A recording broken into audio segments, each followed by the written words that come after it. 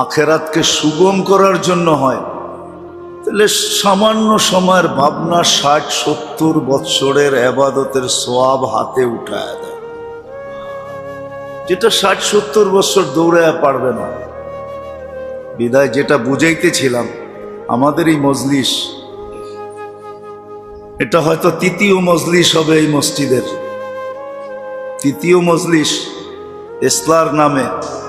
এটা এই জন্যই যেন আমাদের সবার ভিতরে একটা ভাবনা আসে। কোন ভাবনা?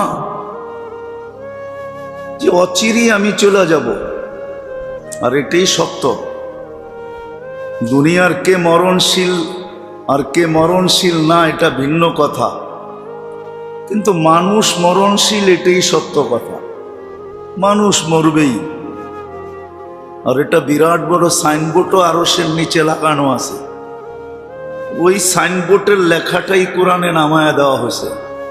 আরশের নিচে লেখা আছে, ইন্নী কাতাবতুল মাউত আলা মান তাহতা আরশি। আমার আরশের নিচে যে আছে তাকে মরতে হবে। আল্লাযী হাইলা ইয়ামুত, যে চিরঞ্জীব মরবে না, সে আমার আরশের উপরে বিদ্যমান।